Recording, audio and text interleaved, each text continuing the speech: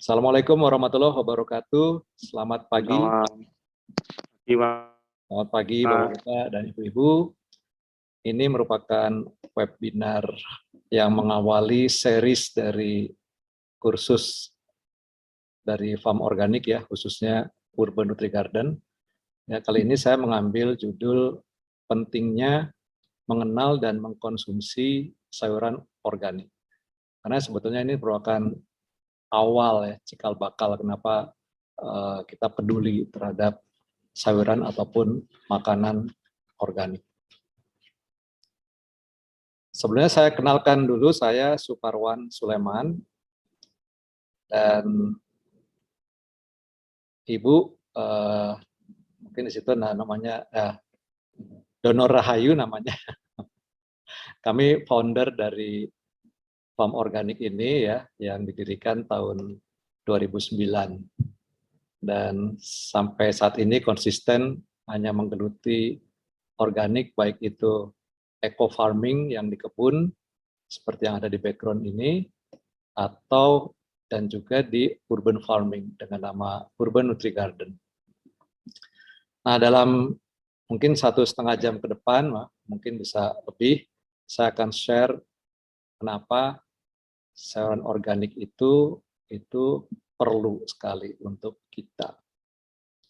Nah, teman-teman, yang namanya sehat ya, setiap orang itu pasti pengen sehat. Tapi tidak semua orang memilih menjadi sehat. Ya, jadi sehat itu keinginan setiap orang, tapi menjadi sehat itu merupakan pilihan. Pilihan kita, pilihan pribadi. Memilih atau tidak memilih ya. Nah, saya akan lebih lanjut jelaskan kenapa itu sebagai pilihan. Visi dari Farm Organik sebetulnya adalah hidup sehat ya, atau healthy living ya. Nah, hidup sehat itu menurut kami itu aspek-aspeknya itu ada sehat fisik, ada sehat mental spiritual, ada sehat sosial, dan sehat ekologi. Nah, ini adalah aspek-aspek untuk bisa mendapatkan hidup sehat atau healthy living ya. Tapi kita juga tahu bahwa yang namanya hidup, apalagi zaman sekarang ini tidak bisa dipungkiri bahwa uang memang bukan segala-galanya, tapi segalanya itu perlu uang gitu ya. Karena itu harus ada sehat finansial ya. Tentu finansial satu dengan yang lain berbeda-beda ya degree-nya, karena kebutuhannya berbeda-beda. Nah, jadi sehat seperti ini yang merupakan visi dari Farm Organik ya. Kalau kita lihat sehat fisik dengan sehat finansial itu sebetulnya kenikmatan di dunia. Ya, sedangkan sehat mental spiritual itu bekal kita ya. Sehat sosial dan sehat ekologi itu sebetulnya kombinasi dari kenikmatan di dunia maupun bekal kita untuk nanti. Jadi bagi yang percaya akan hari kemudian ya, menurut saya kalau kita punya 5 sehat seperti ini insya Allah yang namanya kebahagiaan di dunia dan selamat di akhirat itu bisa kita capai. Nah, dari 5 aspek ini ya, kami melihatnya yang paling utama adalah sehat fisik. Karena dengan sehat fisik ini kita dengan mudah bisa menjalankan 4 sehat yang lainnya. Ya, jadi tidak sakit-sakitan ya, membuat kita mudah beribadah, mudah peduli membantu orang lain, mudah menjaga lingkungan, dan juga mudah mencari nafkah. Ya, itu adalah sehat fisik yang kita butuhkan. Nah, sehat fisik ini apa? Ya, bagaimana menjaganya? Ada yang faktor-faktor utamanya adalah olahraga, kemudian istirahat cukup, makanan yang sehat, dan hindari stres. Nah, ini adalah 4 aspek utama biasanya yang mempengaruhi sehat fisik ini. Ya. Nah, dari 4 aspek utama ini konon menurut ilmu kesehatan, penyakit itu datangnya dari makanan sehat atau dari makanan. Dari makanan. Ya, karena itu kita perlu mendapatkan makanan yang sehat. Ya, jadi makanan yang sehat ini merupakan kunci, ya, kunci untuk mendapatkan fisik yang sehat. Dan fisik yang sehat merupakan kunci untuk mendapatkan kehidupan yang sehat di sini. Ya, saya tidak akan membahas yang masalah yang di sini ya, tapi saya akan coba masuk ke yang makanan sehatnya nih. Ya, bagi nanti buat ada yang ingin bertanya, boleh langsung chatting atau nanti pas sesi pertanyaan nanti akan ada waktunya juga. Nah, makanan sehat itu seperti apa? Ya, karena makanan sehat itu ternyata standarnya itu nggak ada yang baku ya. Banyak yang mengklaim ini sehat, ini sehat, ini sehat ya, pakai ini sehat dan sebagainya. Nah, saya coba untuk membuat ya konsep. Nah, ini ada interupsi, ada bel berbunyi. Saya coba membuat konsep makanan sehat itu seperti apa. Ya, jadi makanan sehat ini tentunya harus bisa memberikan kecukupan nutrisi ya untuk kita ya, untuk manusia ya. Nah, ada dua aspek penting makanan sehat ini. Yang pertama adalah bahan bakunya. Ya, bahan bakunya ini tentu harus sehat untuk bisa mendapatkan makanan sehat. Bahan bakunya itu seperti apa? Kita tahu bahwa bahan makanan itu ada bahan makro dan bahan mikro. Ya, kalau bahan makro itu ya kombinasi ini ya, karbo, protein, lemak, vitamin, mineral ya, nutrisi ya. Nah, ini kandungan makronya ya. Sedangkan yang mikro itu aksesorisnya gitu ya. Misalnya penyedap, pewarna, pemanis dan sebagainya ya. Nah, tentu banyak ya pemanis, penyedap, rasa, pengawet yang juga alami. Jadi kalau misalnya katakan pemanis misalnya, ada yang pemanis sintetik, ada juga yang pemanis alami. Pengawet ada yang sintetik, ada yang alami. Ya, tentunya untuk bisa mendapatkan makanan sehat kita membutuhkan bahan-bahan aditif yang alami juga ya, sehingga tidak ada cemaran bahan-bahan sintetik yang ada di dalam makanan kita yang mungkin bisa mengganggu kesehatan kita di jangka panjang. Jadi bahan-bahan yang ada di sini yang makro ini haruslah juga disertai dengan bahan-bahan mikro yang alami untuk mendapatkan bahan baku yang sehat. Nah, bahan-bahan yang ini ya, yang karbo, protein, lemak, vitamin, mineral, ini kan semuanya diperoleh dari hasil alam, ya, dari peternakan, perikanan, dan dari pertanian. Khusus untuk pertanian, ya, tentunya jangan sampai nutrisi yang kita pakai ini mengandung residu. Karena itu haruslah yang organik. Ya, jadi bahan baku yang kita butuhkan adalah bahan baku yang organik dengan bumbu-bumbu yang juga alami untuk bisa mendapatkan makanan yang sehat. Nah, kalau bahan baku ini sudah sehat, pun belum berarti makanan yang di sini sehat, karena bisa jadi nutrisinya berkurang banyak atau bahkan habis, atau bisa juga ada kontaminan lain yang masuk ke dalam makanan ini. Karena itu, penanganannya juga harus bagus. Apa itu penanganannya? Harus higienis ya. Dalam hal ini kita harus punya dapur yang bersih ya, dapur sehat, dapur bersih, dapur higienis ya, supaya tidak ada penumpang gelap nih yang masuk ke sini. Ya. Nah, di samping itu juga proses di dapur ini harus betul sehingga tidak banyak nutrisi yang terbuang. Ya, dengan demikian, yang namanya makanan sehat itu kita bisa dapatkan betul-betul makanan yang nutrisi yang ini, ya, yang semuanya alami ini, itu semaksimal mungkin ada di meja makan, ya, tanpa ada penumpang gelap karena tidak higienis. Nah, itulah konsep makanan sehat ya. Ya, tentu tidak mudah ya mendapatkan makanan sehat seperti ini. Ya, karena itu kami kemudian membuat konsep healthy food start at home. Ya, karena hanya di rumah kita bisa mendapatkan makanan ini dengan cukup yakin. tapi harus membuat sendiri, jangan diminta dibuatkan gitu ya. Kalau membuatkan Bibi juga belum tahu yang seperti ini. Gitu ya, jadi makanan sehat ini.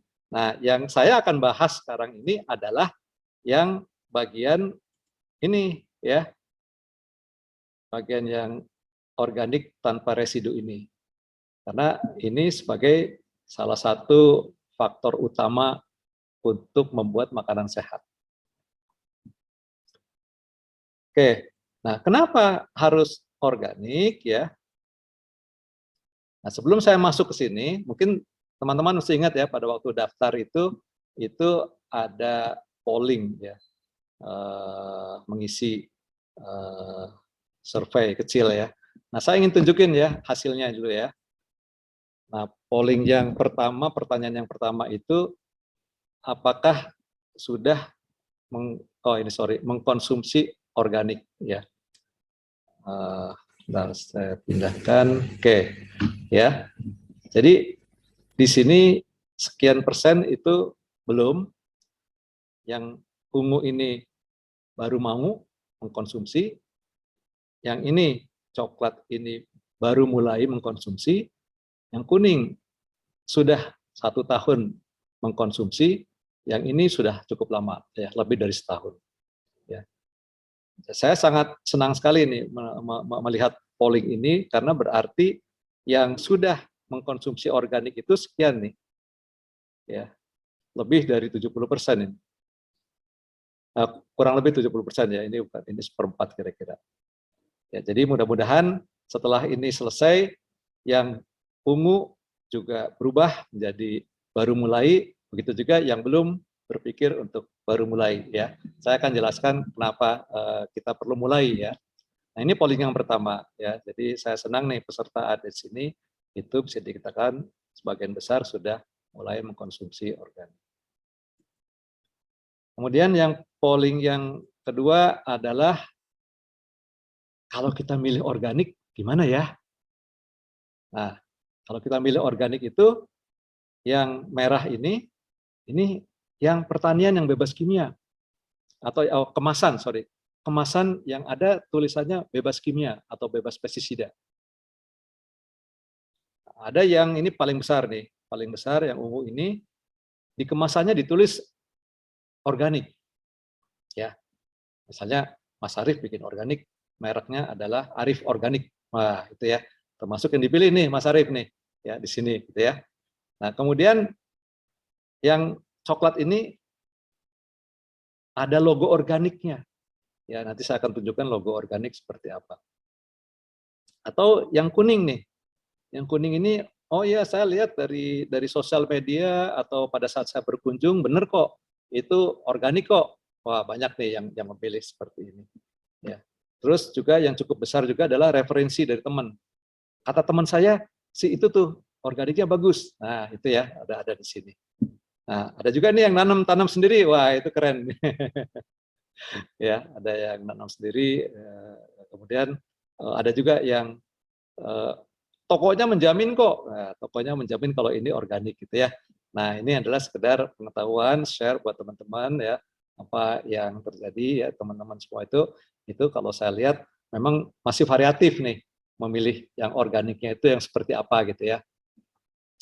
Oke, nah polling yang ketiga, pertanyaan ketiga, yang namanya pertanian organik itu yang metodenya kayak gimana sih? Nah, ini ya sebagian besar yang orange ini adalah metode konvensional tapi nggak pakai kimia loh. Nah, itu organik ya menurut teman-teman seperti itu. Yang kurang lebih sama besarnya adalah ya pakai metode organik ya. Ya obvious ya kalau organik yang mana ya pakai metode organik. Ada juga yang coklat ini mengatakan bahwa yang coklat ini hidroponik itu organik. Ya. Atau yang kuning ini aeroponik itu organik. Ya. Atau yang coklat muda ini aquaponik itu organik. Atau yang agak abu-abu ini GAP itu Good Agriculture Practices ya. Itu satu praktis yang itu worldwide juga ada ya. Dan untuk bisa nanti akan saya jelaskan persisnya seperti apa. Atau Itu kalau hidroponik tapi pakai pupuk organik cair, berarti itu organik loh. Nah, itu juga ada yang mengkategorikan seperti itu. Ya. Atau ada juga yang ini bukan organik tapi dalam transisi organik, mau menjadi organik. Nah, itu dikategorikan sebagai organik. Ya, jadi memang masih banyak ya ininya variasi pendapat ya apa itu kategori metode pertanian organik. Mudah-mudahan nanti setelah sesi ini selesai sudah bisa mendapatkan sesuatu yang informasi yang lebih jelas ya, sehingga bisa lebih tepat untuk memilih, lebih cermat, lebih smart untuk memilih mana yang organik atau untuk membuat kalau kita ingin membuat organik ya. Oke, nah saya akan masuk ke metode pertanian dulu ya. Nah, metode pertanian itu adanya apa aja ya. Ada macam-macam metode pertanian. Ya, yang pertama metode pertanian organik. Apa itu? Ya, yaitu sistem produksi yang mempertahankan kesehatan tanah, ekosistem dan masyarakat. Ya, sistem ini mengandalkan proses ekologis dengan menggabungkan antara tradisi, inovasi dan ilmu pengetahuan. Ya, jadi yang namanya pertanian organik itu definisinya seperti ini. Ini definisi saya ambil dari International Federation of Organic Agriculture Movement, IFOM ya, NGO terbesar organik di dunia ya. Ya, jadi sebetulnya mempertahankan kesehatan tanah. Kata kuncinya itu adalah tanah. Itu ya, yang namanya pertanian organik itu seperti itu. Di sini tidak ada dikatakan kimia dan sebagainya karena itu bukan hanya sebagai karakteristik, bukan definisi. Dan pertanian organik itu terikat pada peraturan yang terkandung dalam SNI Pertanian Indonesia. Jadi ada aturannya kalau misalnya Mas Arief mau menjual dengan label Arief Organik, ya ada kata organiknya, itu harus mengikuti peraturan di Permentan Menteri Pertanian dan harus di-assess, disertifikasi. Ya, karena kalau tidak disertifikasi tidak boleh menggunakan kata organik. Nah, itu metode pertanian ya organik. Kemudian yang lain adalah konvensional. Yang biasa kita lihat ya, yang selama ini ada pertanian konvensional itu merupakan sistem produksi ya yang tujuannya lebih ke arah tujuan ekonomi.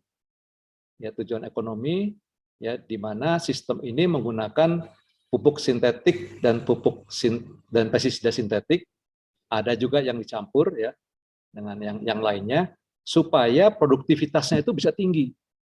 Ya, jadi tujuan utamanya itu ini, produktivitasnya itu harus bisa tinggi karena itu menggunakan obat-obat seperti ini. Oke, metode yang lain ada hidroponik dan aeroponik ya. Hidroponik dan aeroponik sebenarnya sama ya. Kalau aeroponik itu tanamannya ngambang terus ditembak dengan semburan air yang sangat halus seperti uap jadinya, di mana airnya itu mengandung nutrisi. Kalau hidroponik kan airnya nggak disemprot, memang akarnya itu memang direndam di dalam air. Ya, jadi hidroponik itu tanpa menggunakan tanah. Ya, jadi ini merupakan satu inovasi ya untuk daerah, terutama daerah-daerah yang kering ya, daerah-daerah yang tidak bisa ditanamin. Nah, itu sebetulnya waktu itu inovasinya dari situ. Ya, menggunakan tanpa menggunakan tanah. Ya, kadang-kadang dia juga menggunakan media penyangga, media inert ya, seperti kerikil ya, supaya akarnya itu bisa nempel. Ya, tetapi di media itu hanya untuk itu aja. Ya, tidak ada makanannya di media itu, hanya untuk supaya tanamannya kokoh. Ya, atau skam bakar ya. Biasanya kalau paprika itu nanamnya medianya skam bakar. Nah, skam bakarnya itu yang akan akarnya itu akar paprikanya akan terikat di skam bakar itu sehingga bisa berdiri dengan kokoh. Setelah itu baru dikasih media nutrisinya. Ya, nutrisinya dikenal sebagai AB mix. Ya. Nah, jadi itu ya, itu hidroponik itu definisinya kira-kira seperti itu. Kemudian yang lain good agriculture practices ya. Good agriculture practices itu sebetulnya sama dengan konvensional. Ya, sama dengan konvensional ya. Ini untuk terutama untuk mengatur, terutama untuk mengatur supaya hasilnya itu sehat dan aman serta ramah lingkungan dibandingkan dengan metode konvensional. Ya, caranya apa? Salah satu caranya adalah mencegah pemakaian berlebihan atau pemakaian yang salah, terutama pestisida. Ya, jadi masih dipakai, pestisidanya masih dipakai, kimianya masih dipakai, cuma lebih tertata. Ya, jadi tidak overdosis ya, tidak ngasal, nyimpennya juga tidak ngasal, tidak nyampur antara pestisida dengan hasil panen misalnya. Nah itu good agriculture practices. Ya, jadi ini adalah metode-metode pertanian yang umum ya, yang ada ya di dunia ya. Ada satu lagi aquaponik. Aquaponik itu sama dengan mirip ya dengan tidak menggunakan tanah juga. Tapi aquaponik itu biasanya airnya itu bukan dari air campuran nutrisi AB mix, tapi dari airnya air kolam. Ya, jadi nitrogen yang ada di dalam kolam itu yang nanti akan dipakai sebagai nutrisi untuk tanaman. Nah, kalau kita lihat beberapa metode pertanian seperti ini, ya, organik ini kan namanya udah tersendiri seperti ini. Artinya apa? Artinya selain yang ini, ya, yaitu ini, ya ini masuk kategorinya bukan organik. Gitu ya. Jadi yang namanya organik ya hanya ini. Nggak ada konvensional organik, nggak ada hidroponik organik, aeroponik organik, nggak ada agriculture practice organik, nggak ada. Harganya adanya hanya organik. Jadi karena masing-masing punya definisi sendiri-sendiri. Jadi yang disebut organik harus mengikuti definisi organik yang tadi, menyehatkan tanah, ekosistem, dan masyarakat. Ya, itulah metode organik. Jadi kalau kita lihat dari sisi produknya, apa sih jadi perbedaannya? Ya, sebetulnya perbedaannya itu lebih ke arah kandungan residu kimia yang ada di luar jaringan tanaman dan di dalam jaringan tanaman.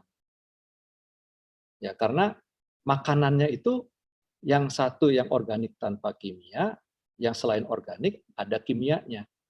Otomatis akan dimakan semuanya oleh tanaman, baik itu nutrisi maupun residunya. Gitu ya. Jadi beda utamanya itu untuk produk di sini. Ya, tentu ada beda yang lain, terutama dari lingkungan. Ya, tapi di sini saya akan fokus ke produknya, ya, karena ini menyangkut ke kesehatan fisik kita, gitu ya, menyangkut ke makanan sehat tadi. Nah, saya akan jelaskan mengenai residunya ini ya, sehingga teman-teman mudah-mudahan bisa mengerti setelah ini apa sih yang ada di dalam metode-metode pertanian yang tadi itu, ya. Kalau kita bicara residu kimia, ya, mulai dari kita bicara pupuk kimia sintetik ya. Misalnya contohnya urea. Urea ini kandungannya kalau dari label ini mudah-mudahan kebaca ya, ini 46% mengandung nitrogen ya. Jadi komponen N ya, makro nitrogen.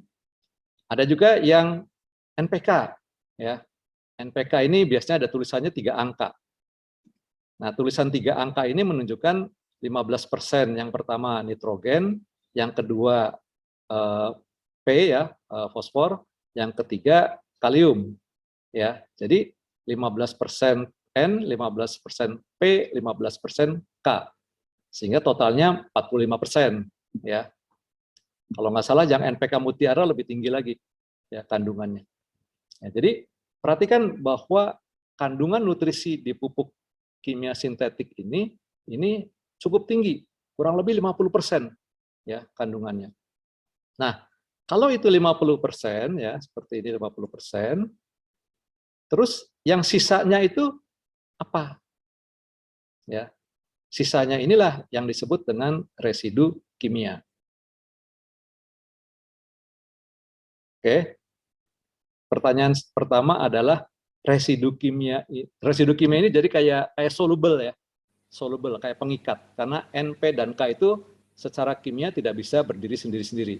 Jadi dia harus terikat. Ya, terikat dengan bahan lain dan disebut dengan residu. Nah, kalau residu ini ada manfaatnya, baik itu untuk tanaman atau untuk tanah atau untuk manusia, tentu di labelnya akan ditulis manfaatnya. Oke, ya. Tapi di labelnya nggak ada. Di labelnya itu hanya tertulis N, P, dan K, atau N saja. Sisanya nggak ditulis. Jadi kalau nggak ditulis secara logika, ada manfaatnya tidak? Nah, silakan ya. Anda bisa menganalisa sendiri gitu ya. Ya, kalau saya orang bisnis, kalau ada manfaatnya yaitu selling point ya, pasti saya tulis. Tapi karena tidak ditulis, oh berarti kemungkinan tidak ada manfaatnya ya. Oke, fine, tidak ada manfaatnya. Pertanyaan berikutnya, kalau begitu berbahaya atau tidak untuk tanaman atau untuk lingkungan, tanah, atau untuk manusia?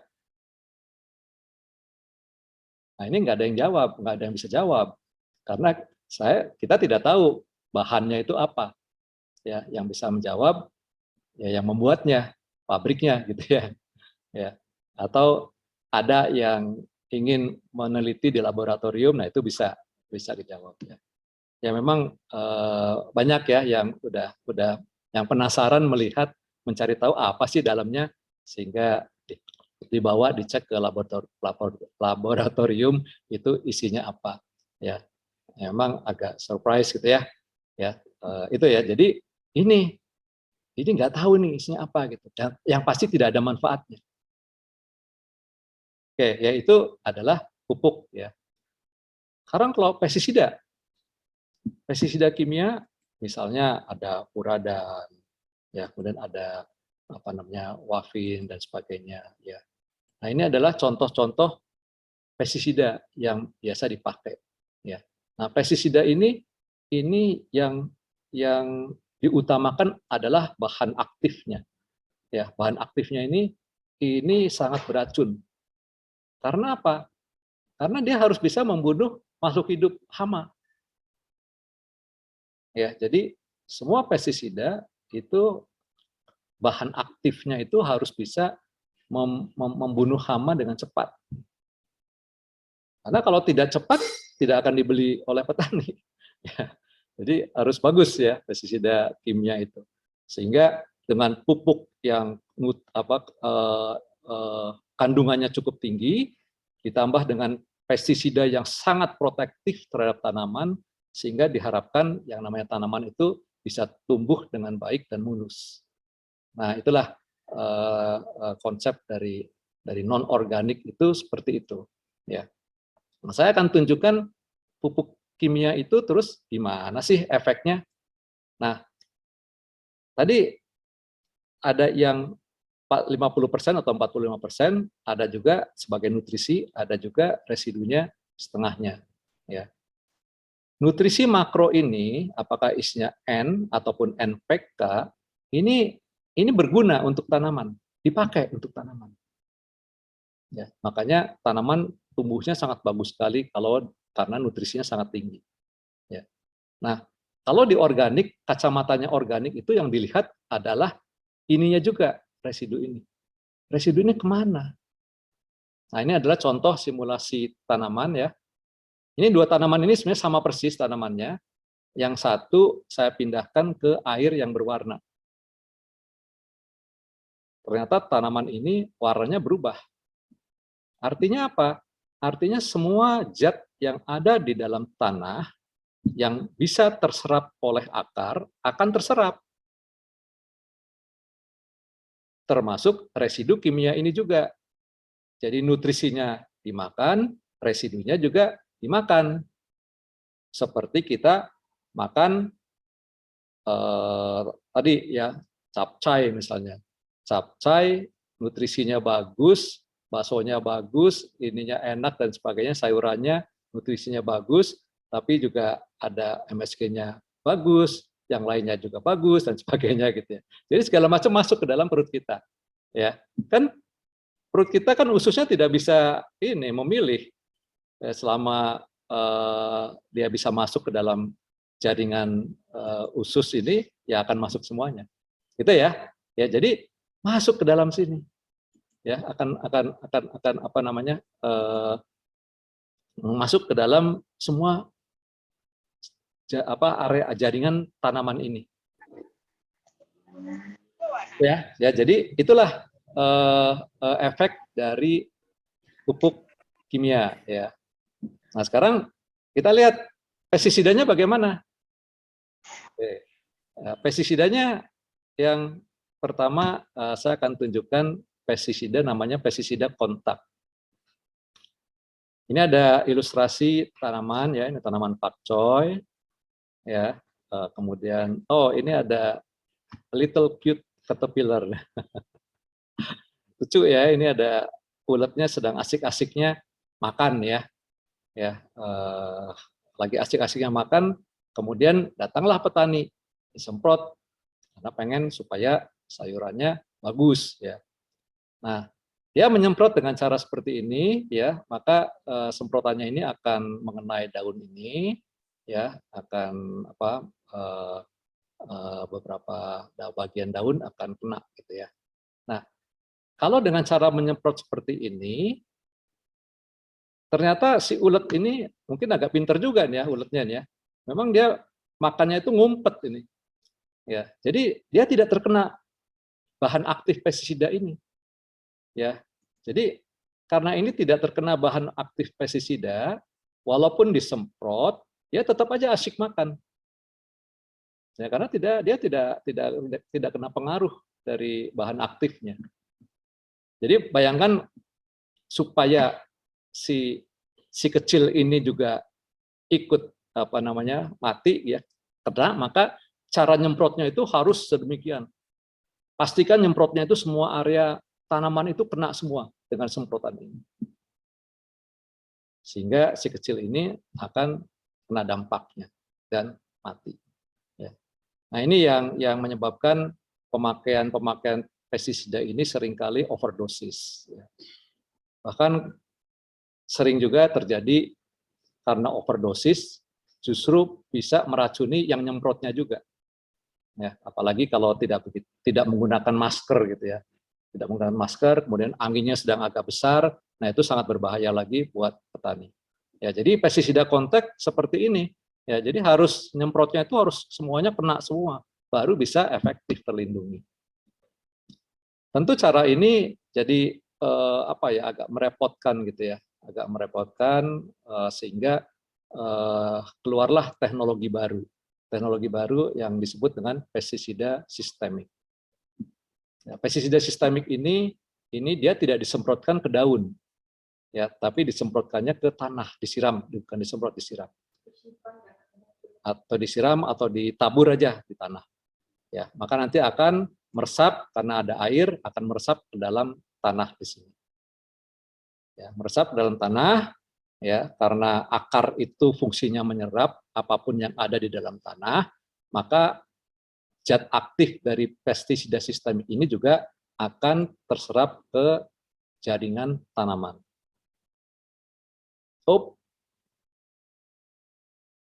Si kecil ini kena dampaknya, ya, sehingga dia akan langsung jatuh karena dia makan zat aktif yang ada di sini. Ya, jadi can you imagine ada di mana pestisidanya? Bagaimana cara membersihkannya? Mas membersihkannya disikat. Kalau disikat habis, hancur ininya. Ya, jadi dicuci is not enough. Ya, karena ini faktanya di bagian luar nggak ada. Kalau tadi pestisida kontak dicuci, yang bagian luarnya masih bisa hilang. Ya, tapi yang udah kadung menyerap ke dalam daun melewati mulut daun atau pori-pori daun, ya nggak bisa. Tapi pestisida sistemik ini lebih parah lagi. Ya, tentu ini merupakan inovasi yang sangat bagus sekali di mata pertanian non organik. Ya, karena ini sangat protektif sekali dan sangat mudah, ya, sangat mudah aplikasinya. Dan itu aman, tanaman itu aman, 100% aman dari serangan hama. Ya, jadi itulah pestisida karakteristiknya seperti ini, ya. tentu tidak ada warna merah di sini karena pada umumnya pestisida itu cairannya atau warnanya itu bening, ya, sehingga tidak akan mengubah warna gitu ya. Nah, jadi yang namanya karakteristik pertanian organik itu dengan pupuk kimia dan pestisida kimia yang tadi itu dia memfokuskannya itu hanya pada tanaman utamanya, ya. Pupuknya dengan konsentrasi yang tinggi ya sehingga dia bisa cepat respons terhadap tanamannya itu. Ya, kemudian pestisidanya sangat protektif sekali. Ya, dia sangat harus bisa mematikan hama dengan cepat. Ya. Nah, akibatnya apa? Juga akan mematikan makhluk hidup lain. Nah, bayangkan ini yang nyemprot ini kalau nggak pakai masker seperti ini, apalagi kalau anginnya gede, dia bisa kena. Dan karakteristik yang lain adalah tujuan utamanya adalah produktivitas. Jadi yang fokus utamanya adalah pertumbuhan tanaman yang cepat, besar, dan juga mulus. Nah, itulah karakteristik dari pertanian non-organik. Tidak ada yang salah di sini, ya, tidak ada yang salah karena memang itu dibolehkan, ya, bukan sesuatu yang dilarang. Karena itu tadi yang saya bilang to choose or not to choose, kita harus memilih, ya, dan pilihan itu adanya di pribadi kita masing-masing. Ya, mudah-mudahan setelah informasi ini lebih smart lagi, lebih cerdas lagi dalam kita memilih. Tapi apa sih efek dari residu kimia ini? Kalau buat manusia, ya, buat manusia itu kalau gejala ringan itu biasanya sakit perut, pusing gitu ya, atau mual, atau bahkan bisa sampai muntah gitu ya. Itu untuk gejala ringan seperti ini. Dalam jangka panjang itu bisa menyebabkan penyakit-penyakit degeneratif, ya, kanker karena ini zat-zat karsinogenik, ya, terganggu sistem imunnya, ya, gangguan janin, ya, dan sebagainya, ya, sehingga para pengidap penyakit-penyakit degeneratif, kanker, imun dan sebagainya itu sangat nggak boleh sekali gitu makan makanan yang ada bahan-bahan sintetiknya. Saya punya salah satu murid yang dia kena lupus dan dia itu setiap kali makan yang ada bahan sintetiknya itu kumat, ya, sehingga dia mau nggak mau harus menanam sendiri supaya dia bisa memakan ya makanan terutama sayuran. Ya itu untuk manusia seperti ini. Ya, karena itu banyak sekali sekarang komunitas-komunitas sehat yang beralih ke organik. Ini salah satu contoh yang tadi yang furadan ya. Furadan itu setengah sendok teh saja itu bisa menyebabkan kematian. Ya, jadi kalau cuma sedikit-sedikit, lama-lama akan banyak masuk ke dalam tubuh. Nah, ini adalah beberapa pengaruh-pengaruh ya yang di mual, kemudian pernapasan, kemudian kelainan alat reproduksi dan sebagainya. Ya, ini di beberapa negara di ban ya, yang furadan ini. Dan juga masih banyak yang lain-lain yang juga di ban karena terlalu berbahaya sekali. Nah, efek residu ini juga untuk lingkungan itu sangat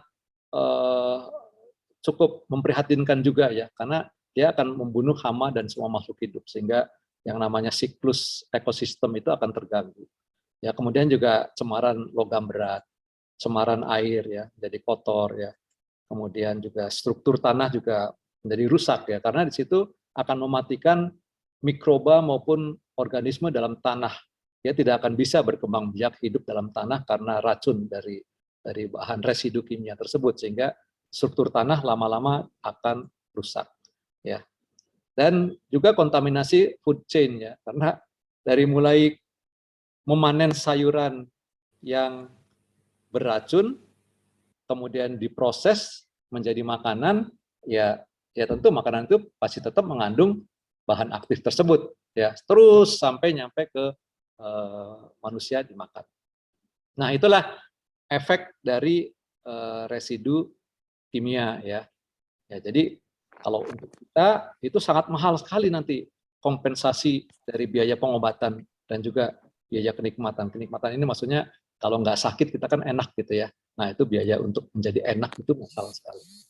Sedangkan lingkungan itu biaya recovery-nya itu tinggi sekali.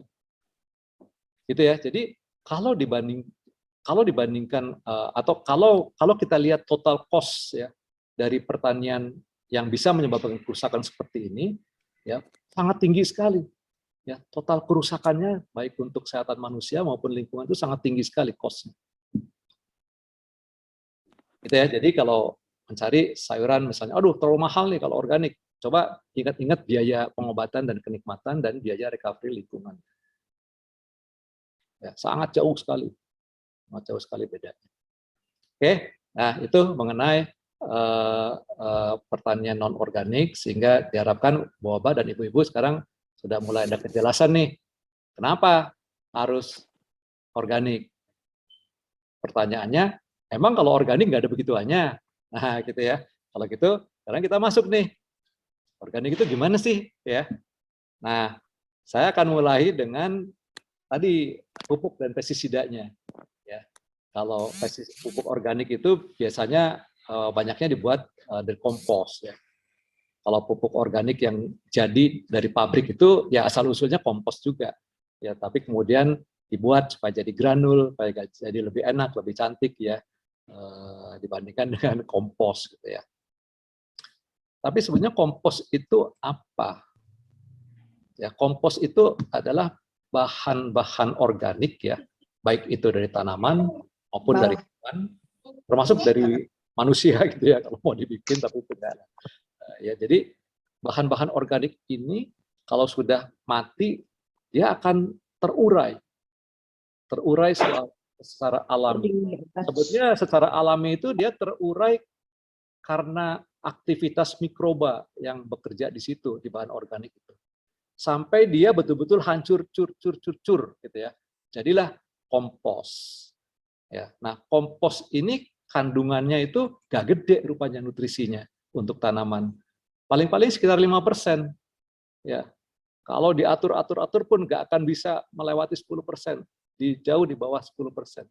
Ya, mungkin 7%, 8% maksimum barangkali ya. Karena apa? Karena itulah karakter dari bahan organik seperti itu. Bahan organik itu tadi tanaman, hewan, manusia, itu semuanya bahan organik.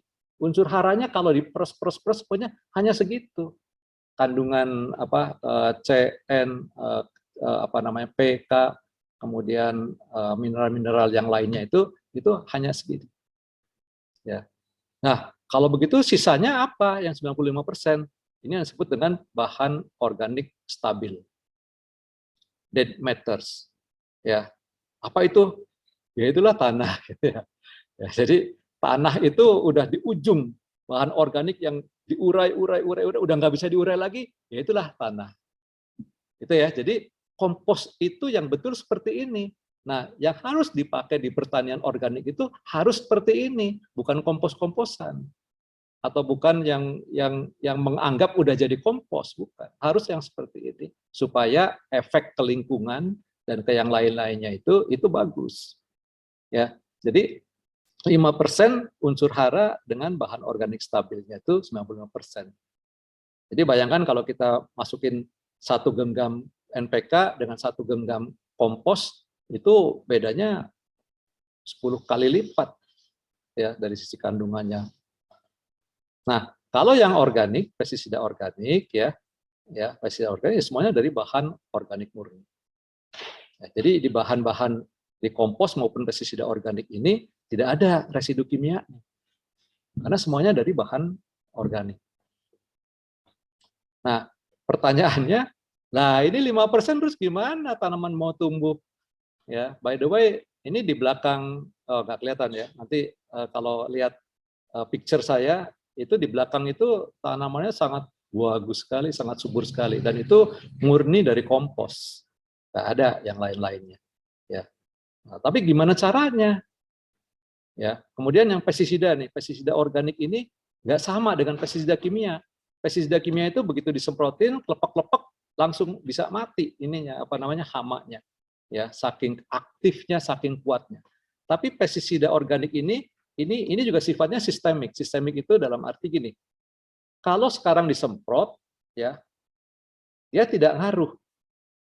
Ya, tapi secara gradual lama-lama mungkin beberapa minggu baru mulai berkurang populasinya. Jadi tidak akan langsung mati. Jadi bayangkan kalau kita biasa dengan pertanian kimia, kemudian beralih ke pertanian organik menggunakan kompos dan pestisida organik seperti ini, kebayang nggak sih? Disemprot nggak mati-mati. Beda Pak dengan kalau kimia. Capek Pak. Beda nggak sih?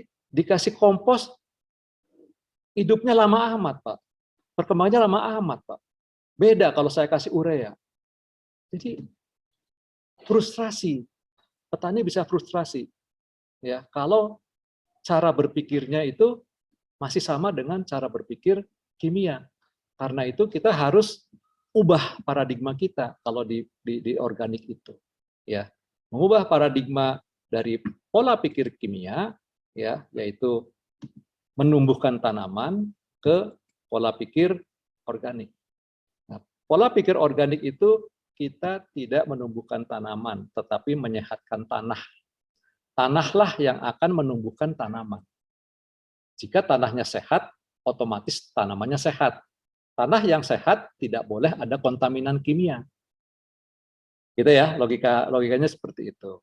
Ya. Jadi kalau saya simpulkan yang namanya karakteristik pertanian organik itu pertama, dia itu harus mengikuti tadi ya, ada SNI pertanian organik. Minimal ya, minimal. Karena SNI pertanian organik atau sertifikasi organik itu merupakan standar minimal organik. Jadi level yang paling rendah organik itu adalah sama dengan SNI pertanian organik.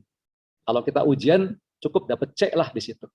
Ya, jadi yang penting dapat C lulus gitu kan. Ya, jadi harus mengikuti minimal SNI pertanian organik. Dan tadi ya fokusnya itu pada tanah, composting the soil, bukan composting the crops. Karena kalau composting the crops mau dapat apa cuma 5%. Tanah nggak dapat apa, tanaman nggak dapat apa-apa atau lama sekali. Karena itu composting the soil, biarlah soil yang akan menumbuhkan. Ibaratnya kita membakar arang untuk bakar sate. Nah, komposnya itu api yang pertama itu tuh. Kalau api pertama langsung dipakai bakar sate bisa, tapi yang matang paling cuma satu, itu pun lama. Tapi kompos yang pertama ini buat ngebakar arang, arangnya membara, baru bakar sate. Itulah organik ya. Seperti itu ininya prosesnya. Ya, jadi nanti ekosistem tanah yang akan menumbuhkan tanaman dan mengendalikan hama.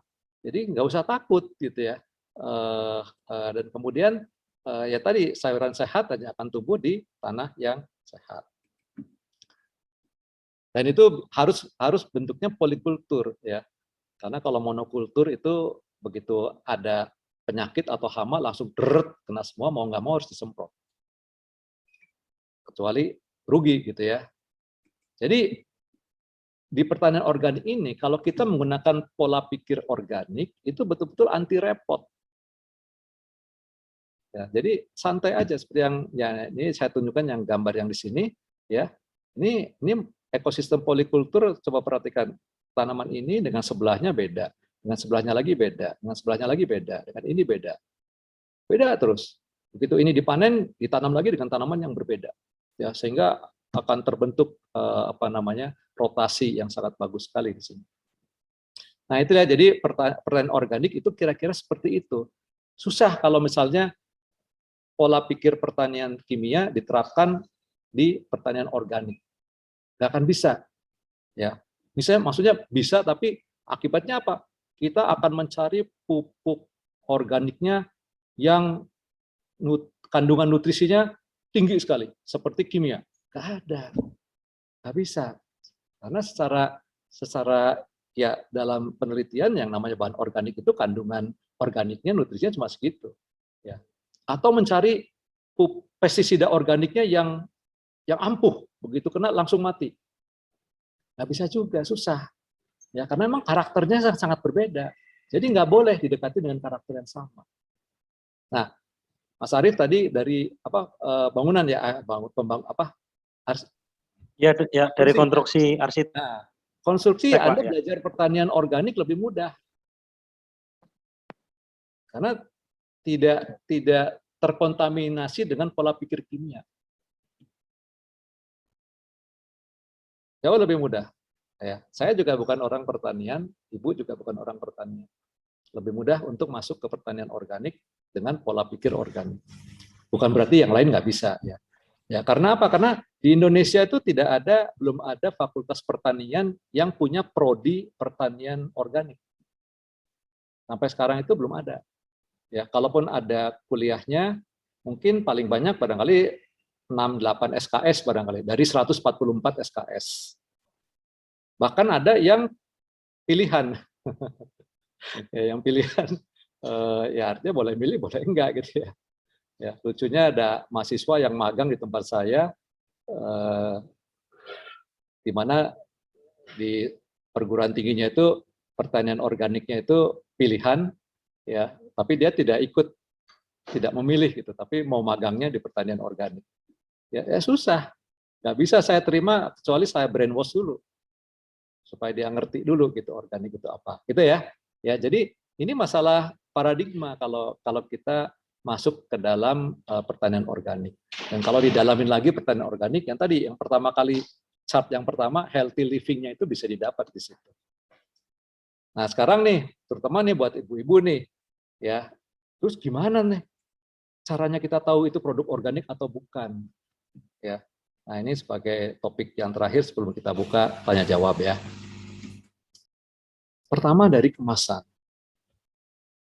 Ya, kalau kita ke pasar atau biasanya sih pasar sangat jarang atau bahkan nggak ada ya, nggak ada yang jual organik ya mestinya. Pasar yang biasa maksudnya.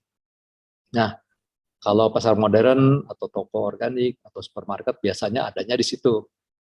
Nah, biasanya di kemasan itu ada tulisan bebas kimia atau bebas pestisida. Apakah ini organik?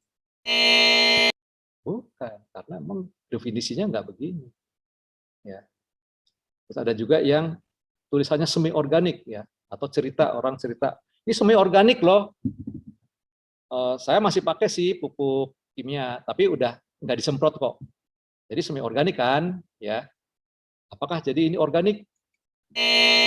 Bukan, ya, karena ini bahasa semi organik itu sebenarnya bahasa marketing aja supaya dijual dengan harga yang tinggi gitu ya.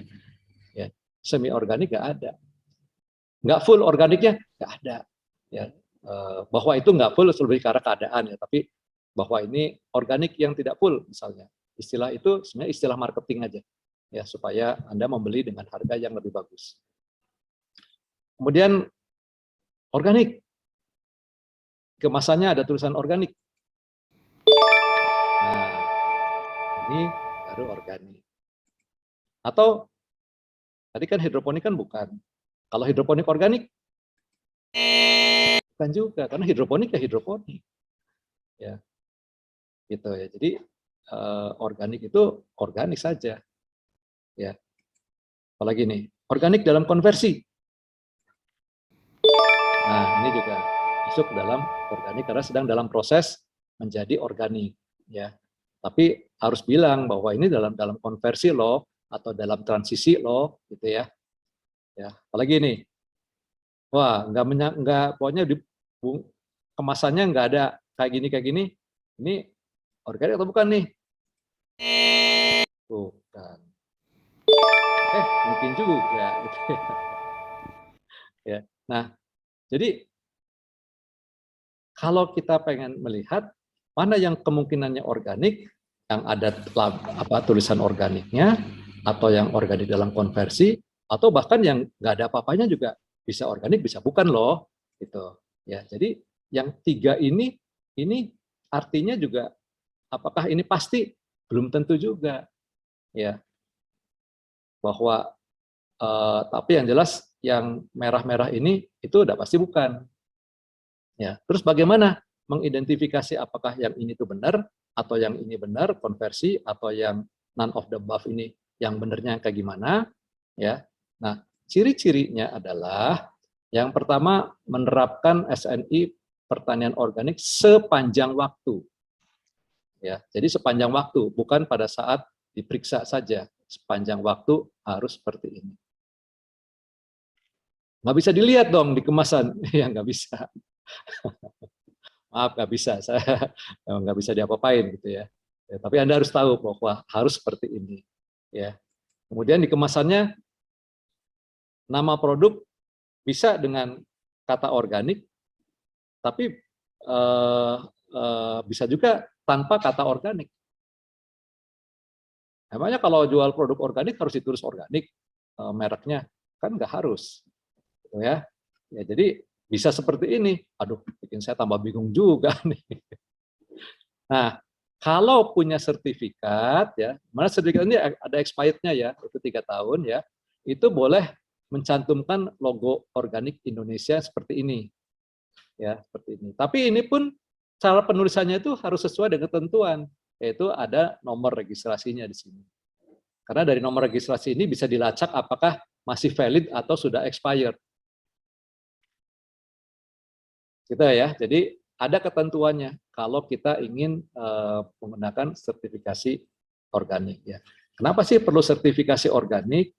Biasanya misalnya nih ada pasar, apakah ekspor ataupun pasar gede, tapi mengharuskan ada sertifikatnya, ya harus dibikin, kalau enggak kan nggak bisa masuk. Ya. Atau yang kedua, karena ingin dihargai sebagai harga organik. Ya, jadi dibuatlah seperti ini sertifikat supaya harganya bisa naik agak mahal. Gitu ya. Nah, kemudian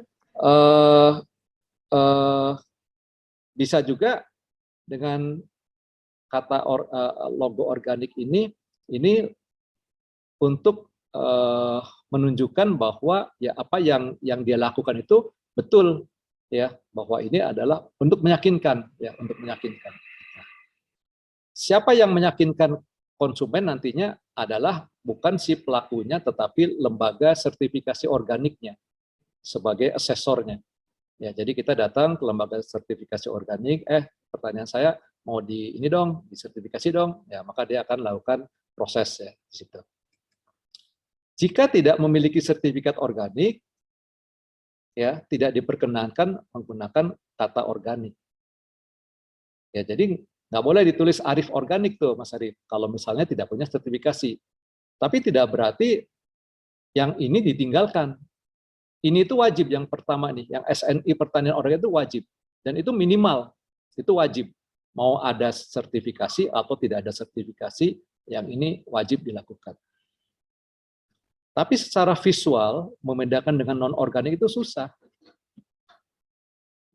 Susah. Jadi nanti bapak-bapak dan ibu-ibu, terutama ibu-ibu, ya nanti akan lebih melihat kemasannya itu jadinya seperti apa, ya informasi-informasi apa yang bisa didapatkan dari situ untuk meyakinkan bahwa ini itu diterapkan. Nah, kalau lebih mudahnya saya gambarkan ada organik de jure, ada organik de facto. Ya. Organik de jure itu manakala organiknya itu berdasarkan lembaga sertifikasi tadi. Ya. Lembaga sertifikasi tadi ya dengan target utamanya itu mendapatkan sertifikat ya, karena tadi alasan-alasan tadi mau ke pasar harus pakai itu, mau masuk pasar tertentu yang mensyaratkan, atau ingin supaya dihargainya tinggi ya. Dan ini sertifikasi ini itu kadaluarsa setelah 3 tahun.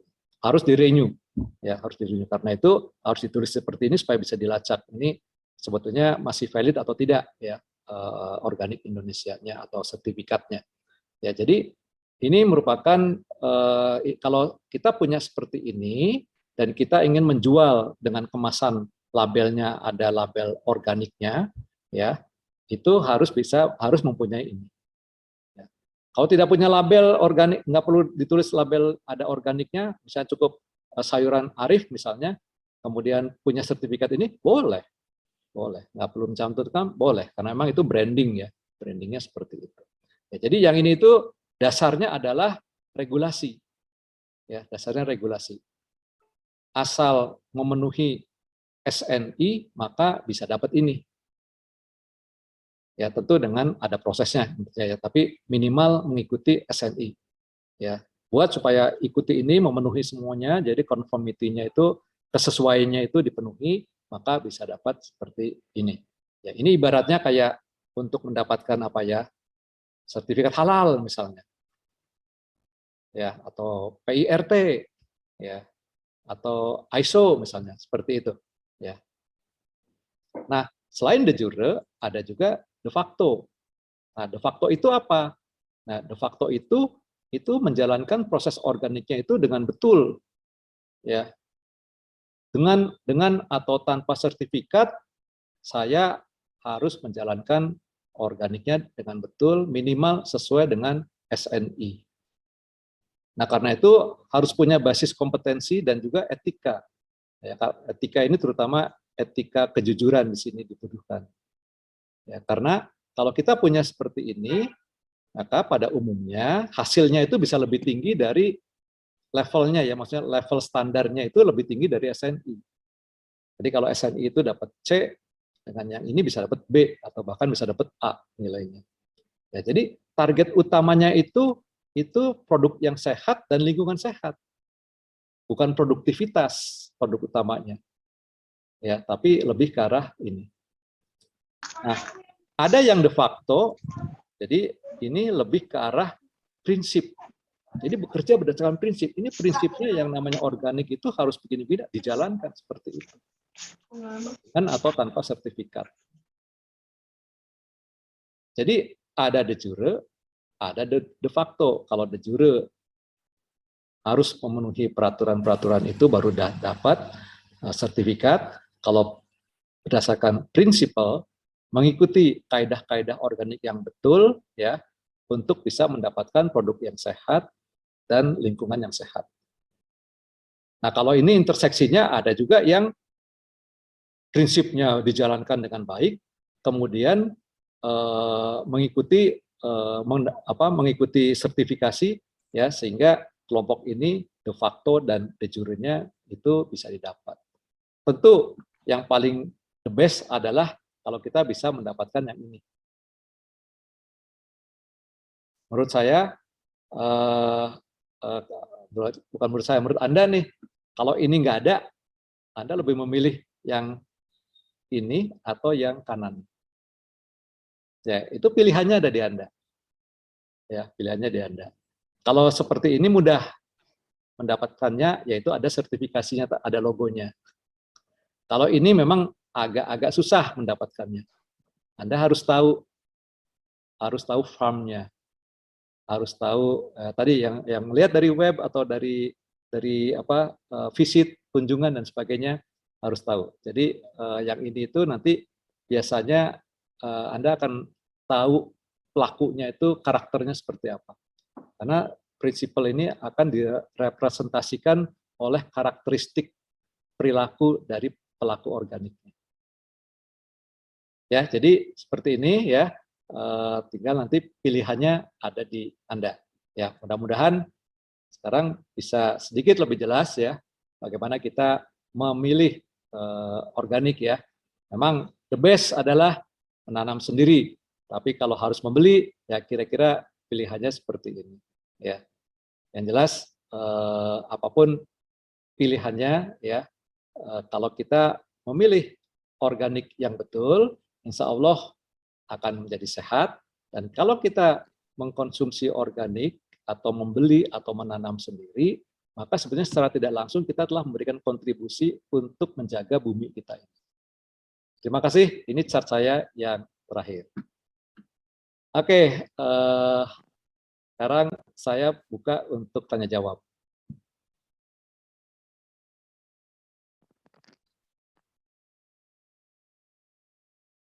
Silakan jika ada yang ingin bertanya.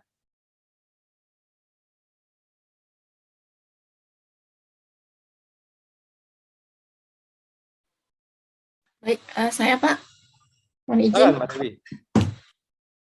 Ya, tadi kan Bapak bilang kalau organik itu kan fokus to the soil ya, not to the crops gitu. Nah, kalau misalnya saya pengen mulai menanam organik di rumah, itu cara mengecek tanah kita sehat atau enggak itu gimana ya Pak ya? Oke. Untuk mengecek tanah itu sebenarnya yang paling bagus ya ke laboratorium. Ya, tapi itu kan ada biayanya. Ya, jadi cukup mahal ya. Karena itu kalau di kebun yang luas ya, kita bicara kebun yang luas dulu, untuk menjadi organik itu ada yang namanya tadi konversi. Ya, konversi itu seperti mendetoks tanah. Kan tanahnya kan tadinya kotor, terlalu banyak residu di situ. Nah, itu didetoks dulu. Nah, konversi ini bisa tahun ya bisa tahun, ya bisa sekitar 2 tahun gitu ya. Nah, kenapa bisa sampai 2 tahun bahkan bisa lebih lama dari situ? Itu sebenarnya nanti tergantung pada sejarah pemakaian lahan di situ. Oh, dulu ditanaminya tanaman sayuran-sayuran biasa, ya mungkin 2 tahun. Oh, dulu ditanaminya paprika atau stroberi. Wah, itu kalau nggak intensif pestisidanya bisa rusak hasilnya. Mungkin bukan 2 tahun, tapi 4 tahun, 5 tahun. Atau, oh enggak, ini lahan tidur. Nah, lahan tidur itu bisa lebih cepat lagi. Ya, karena memang bisa dianggap lahan tidur ini bersih dari residu. Nah, kenapa harus dilakukan seperti ini? Karena yang untuk di kebun ini kan diproduksi untuk dijual, berhubungan dengan konsumen. Gitu ya. Nah, harus seperti itu prosesnya. Nah, kalau di rumah apakah harus seperti itu? Nah, Mbak Dewi nanam di rumah, konsumennya Mbak Dewi sekeluarga atau mau dijual? Nah, buat keluarga aja gitu Pak. Buat keluarga aja kan. Jadi buat keluarga aja, nggak usah terlalu rigid aturannya. Nah, Mbak Dewi lihat di tempatnya Mbak Dewi itu sering pakai kimia nggak? Sering pakai pupuk urea atau disemprot kimia dan sebagainya? Nah, Enggak sih. kalau itu enggak, berarti udah bisa dianggap udah agak bersih. Ya, yang penting ditanemin begitu Mbak Dewi mulai nanam, jangan lagi ada kimia-kimia di situ. Kalaupun misalnya tempatnya Mbak Dewi itu sekarang katakan ada residu kimia sisa-sisa misalnya. Begitu mulai ditanam dengan cara-cara organik tanpa ada kimia, tanpa ada yang lain-lain yang membuat kontaminasi, itu udah jauh lebih sehat dibandingkan dengan konvensional. Jauh lebih sehat. Nah, nanti lama-lama tanah yang tempat Mbak Dewi ini akan ikut jadi bagus juga. Tanah yang bagus itu dalamnya itu banyak sekali mikroba dan organisme dalam tanah. Itu banyak sekali. Jadi nanti akan sering lihat apa namanya cacing keluar atau nya cacing keluar kalau di rumah gitu ya. Itu akan seperti itu. Itu wah enak sekali ngelihatnya gitu ya. Itu ya Mbak Dewi. Jadi kalau di rumah sih nggak usah terlalu terpaku ya dengan peraturan, karena peraturan tadi sebetulnya itu dipakai untuk menjamin konsumen. Nah, sementara Mbak Dewi konsumennya Mbak Dewi dan keluarga. Ya udah, yang penting dari awal nggak pakai apa-apa. Itu ya Mbak Dewi ya. Ya, terima kasih Pak. Kali. Oke, yang lain. Halo Mas Brata. Ya, bisa tanya Pak? Silakan Pak Saiful, Ya. silakan. Saya ini kan ada kebun kemiri ya Pak. Ya. Luasnya kurang lebih 2,5 hektar lah ya. Nah, sejak 2016 saya kan udah istilahnya didiamin aja tuh, nggak pakai pestisida lagi. Ya. Nah, selanjutnya untuk pertanian organik itu satu bagaimana? Tapi sekarang ini kan rumput-rumput udah mulai tumbuh agak tinggi lah ya.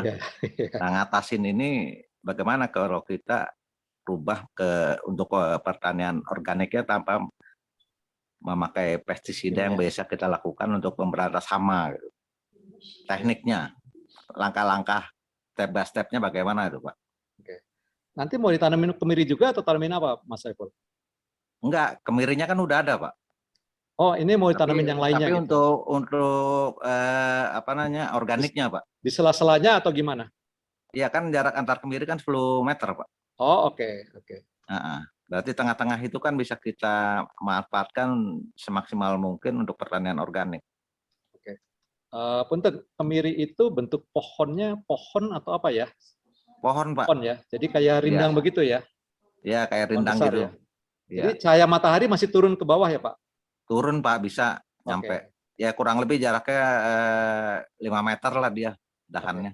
Ya, saya pikir ini sebenarnya bagus sekali Pak untuk dimanfaatkan di sela-selanya itu ya. Nanti kan pertanyaannya yang tadi rumput tadi ya, ini memang nggak boleh pakai herbisida Pak.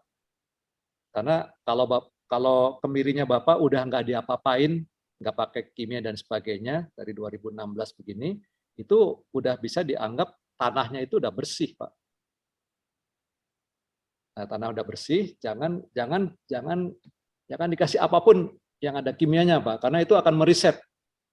Ya, akan meriset Bapak nanti dari nol mulainya gitu. Ya, jadi yang tadi kalau menurut saya nih yang untuk rumput-rumput yang tinggi ya, mungkin caranya itu dilakukannya secara bertahap.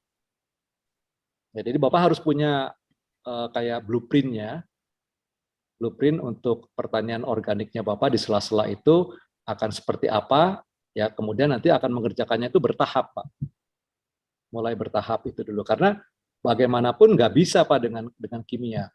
Ya sekarang herbisida organik itu setahu saya masih belum ada gitu ya. Ada yang katanya dipakai pakai apa itu Pak, api, semprot api gitu ya. Ya, semprot api itu sebenarnya lebih untuk memudahkan Pak, karena akarnya harus diangkat Pak. Ya, akarnya harus diangkat. Mungkin bisa pakai traktor ya kalau luas, atau bisa pakai garpu. Nah itu akarnya itu harus dikeluarkan, akarnya dikeluarkan. Tadi yang api itu, atau kalau nggak pakai api ya dibabat, pakai arit seperti itu supaya lebih mudah. Setelah itu di garpu atau di traktor. Ya, mungkin di traktor lebih cepat. Itu paling Pak untuk membersihkan lahannya dari gulma tadi Pak. Kalau dari sisi residu udah jadi Pak. Berarti harus secara manual Pak ya? Iya Pak. Iya Pak. Tadi kalau pakai semi manual pakai traktor Pak. Paling yang cepat ada nggak Pak? Traktor Pak. Kalau pakai traktor kayaknya kalau untuk tempat-tempat yang agak sempit kan agak sulit tuh. Oh iya. Nah, tapi yang manual yang paling bagus yang mana itu? Tapi nggak terlalu makan waktu. Mungkin ada teknologi apa yang bisa kita pakai? Iya, sebetulnya teknologinya itu teknologi untuk mengangkat akar, Pak. Cuma itu, Pak. Itu satu-satunya yang paling bagus itu saat ini setahu saya traktor yang untuk mengangkat kebalik tanah gitu. Traktor tangan, Pak. Traktor tangan kan kecil, Pak. Nah, itu bisa disewa. Pak Saiful di daerah mana ini? Daerah Lampung Selatan, Pak. Lampung ya. Mungkin di situ ada yang sewa traktor, Pak. Yang ada traktor banyak tangan. itu Pak di sana. Saya biasa pakai itu Pak. Oh gitu. Iya, makanya saya cari yang nggak terlalu berisiko loh. Kalau traktor itu kadang-kadang berisiko ke akar kemirinya kan. Oh, ke bawah gitu loh. Makanya saya cari cara ya mungkin yang semprot api itu mungkin lebih efektif kali ya. Iya, tapi dia tidak mati Pak ya. Semprot api itu hanya untuk ngebabat aja Pak. Itu dia untuk bagian atas. Mungkin untuk pembalikan baru kita pakai cara manual. Iya. Cangkul gitu atau bagaimana? Bisa. Mungkin gitu lebih baik kali. Tapi hati-hati Pak ya kalau pakai api, jangan nanti kemirinya habis jangan dong. Rumputnya kan nggak tinggi Pak, paling sedengkul Pak. Oh oke. Nggak tinggi karena pohon kemiri itu kan menghambat gulma juga masalahnya. Iya betul. Iya betul. Jadi nanti Bapak area tanamnya itu dilihat Pak, area tanamnya itu usahakan dapat cahaya matahari Pak. Karena kalau Bapak nanam sayuran itu sangat perlu sekali cahaya matahari. Ya, cukup Pak, cukup, ya? Cahaya matahari. Oke. Dapat lah. Ya. Oke, tinggal diterapkan aja nanti Pak ininya Pak, proses organiknya. Ya Pak. Kasih Pak. Ya, Bali. Oke, yang lain? Oh, ada pertanyaan dari Mbak Yen ya. Mbak Yen, sebentar Mas Arif, ada pertanyaan. Saya baca dulu di chatting. Kalau tanah lemang yang dijual di tukang tanaman, apakah bisa dibilang bersih? Ya, mungkin maksudnya bersih dari residu kimia kali ya. Oh, Lembang, bukan Lemang. Tapi mungkin Lemang ini, wah ini Mbak Jenny dari mana nih? Seperti dari luar Jawa kalau bahasanya Lemang. Atau Lemang itu dimakan. Jadi gini Mbak Yen, tanah Lembang itu secara struktur bagus. Ciri-ciri bagus itu kalau pakai sandal jepit nginjek tanah Lembang yang agak basah nggak nempel di sandal. Ya, itu tanah Lembang seperti itu. Nah, jadi bagusnya di situ ya, bagusnya strukturnya itu bagus. Pertanyaannya, apakah bersih ya dari kimia? Tanah yang bersih dari kimia hanyalah tanah yang diambil dari pertanian organik, titik. Atau tanah yang dari lahan tidur yang sudah lama sekali. Dari hutan ya, dari hutan boleh, dari hutan juga bisa. Itu. Jadi tinggal kira-kira dari mana ya tanah yang di Lembang itu. Setiap kali saya ke kebun saya selalu bertanya-tanya sama ibu, ini tiap hari itu ngangkutin tanah dari mana ya tanahnya itu. Dan saya belum punya jawabannya gitu. Gitu Mbak Yen. Jadi apa namanya? Tapi tidak berarti itu Mbak Yen nggak boleh pakai. Nggak apa-apa, pakai. Tapi sesudah itu Mbak Yen kasih kompos banyak-banyak. Kasih kompos banyak-banyak. Gitu ya, karena kompos ini kan nanti akan mendatangkan mikroba. Mikroba ini nanti akan menetralisir, menghancurkan remah-remah yang ada di situ termasuk residunya tadi. Sehingga kayak apa ya? Kayak jadi kompos itu, mikroba itu yang fungsinya mendetoks. Tapi mikroba didatangkan karena ada materi organik. Nah, materi organik itu harus dalam bentuk kompos, jangan bentuk materi organik segar, karena itu dua hal yang sangat berbeda. Ya, nanti saya ada kelasnya namanya Urban Nutri Kompos. Itu akan membuka wawasan seperti ini juga. Gitu ya Mbak Yen ya. Ya, jangan berhenti ya. Ya, kalau mau beli di farm organik juga kita ada juga. Kalau kita medianya bukan media tanah, itu media alternatif campuran dari bahan-bahan organik. Karena susah cari. Ya, Mas Brata. Ya, makasih ini pencerahannya. Itu mau tanya, ingredient kompos dan pestisida organik itu apa saja? Ingredient utamanya. Oke. Sebenarnya kalau kompos ingredient utamanya itu NPK ya, sama mikronya. Ya, jadi kalau kita bandingkan misalnya dengan AB mix-nya hidroponik misalnya. AB mix-nya hidroponik itu selected makro dan mikro. Karena terlalu mahal kalau sangat lengkap. Jadi esensial makro dan mikronya itu diambil, nah itu dijadikan makanan. Ya, sedangkan yang kompos itu makro dan mikronya itu sangat luas sekali. Ya, A to Z ya, karena itu berasal semuanya dari bahan organik. Nah, ingredientnya seperti apa? Itu pada umumnya ya tadi makro tadi dengan mikronya, cuma degree-nya itu seperti apa masing-masing akan tergantung dari bahan pembuatnya. Ya, ada bahan-bahan misalnya kalau daun sayuran biasa misalnya dengan daun misalnya daun bambu misalnya. Nah, daun bambu itu ada silika yang bulu-bulunya itu K-nya tinggi sekali.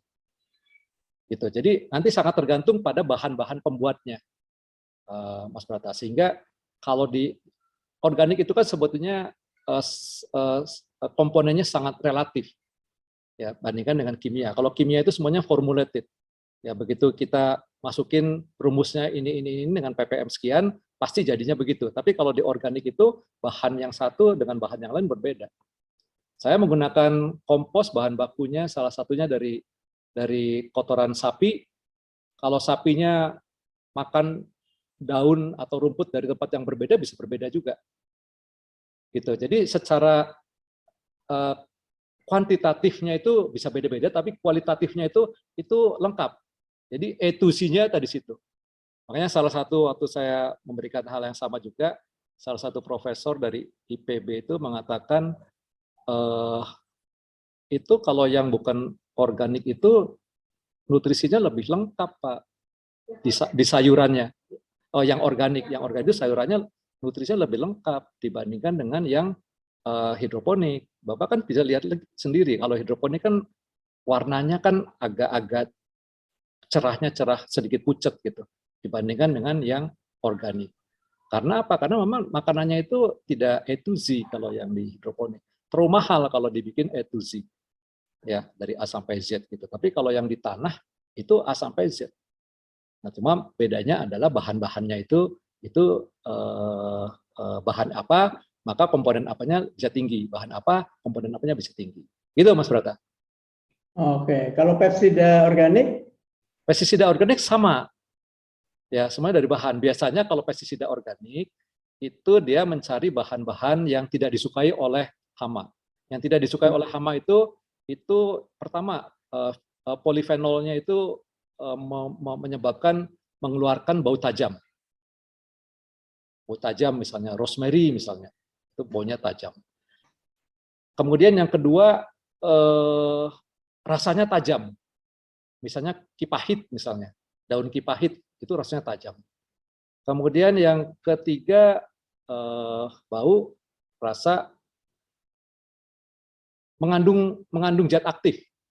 Ya, mengandung zat aktif. Jadi kayak zat aktif itu kayak tanaman kacang babi ya. Kacang babi itu mengandung zat aktif yang sebenarnya zat aktif ini sama dengan racun juga. Ya, by the way racun tanaman dengan racun kimia juga ada, juga racun tanaman yang ampuh juga ada ya. Jangan main-main dengan racun tanaman, nanti masuk ke kelompok poison ivy itu ya, di gua gitu ya. Nah, itu kayak gitu. Itu tapi yang kacang babi itu racun, dalamnya ada racunnya. Ya. Saga ya, daun saga atau buah saga. Oh, buahnya yang hitam ada merahnya itu yang kecil-kecil. Nah, itu dia juga beracun. Nah, biasanya kelompok-kelompok ini yang kemudian jadi bahan baku utamanya. Gitu ya, yang banyak dipakai. Kalau saya sih gampangnya misalnya di kebun atau di rumah, bentar lagi. Di kebun misalnya, ini saya lihat tanaman ini tidak pernah ada hamanya. Nah, itu secara logika berarti hama tidak suka. Nah, dia itu potensi untuk dibuat jadi bahan pestisida. Gitu. Jadi tidak harus bahan-bahan yang tadi. Jadi lihat aja misalnya di rumahnya Mas Brata, tanaman ini mulus terus nih sepanjang tahun, nggak pernah diganggu. Nah, itu bisa dipakai. Ya. Itu Mas Brata. Iya, logikanya ya, benar. Iya. Kalau daun kelor tuh katanya bagus. Bagus, Pak.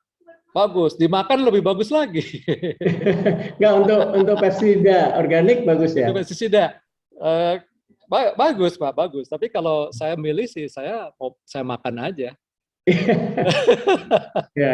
Karena gini, jadi kalau di farm organik di tempat kami itu konsepnya terinspirasi proses hutan. Hutan itu nggak ada orang yang mupuk, nggak ada orang yang nyemprot, tapi tanamannya rimbun. Walaupun hamanya banyak, predatornya juga banyak. Jadi sebetulnya terinspirasi di itu larinya ke ekosistem.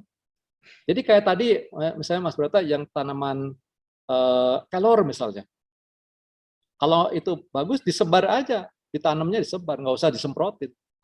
Ya, jadi di rumah saya maupun di kebun saya itu nggak pernah nyemprot. Karena ekosistemnya udah terbentuk. Nggak pernah nyemprot. Jadi kalau misalnya pengen nyicipin the original taste of vegetables, nah itu bisa dari kebun saya itu. Karena hanya disemprotnya air saja. Di mana kebunnya? Di Parongpong. Mana tuh? Parongpong, Bandung. Bandung dekat Villa Istana Bunga, daerah Lembang atau The Peak. Dekat The Peak atau rumah strawberry. Oh, dekat Peak itu ya? Iya. Nah, itu begitu. Jadi kalau misalnya, loh kok ini ada banyak hamanya? Oh, berarti kalau banyak hama ada yang salah kamu prosesnya. Jadi hama never do wrong. Ada paket kunjungan gitu, gimana? Sebetulnya rencananya itu saya mau buka mulai besok. Apa? Kunjungan.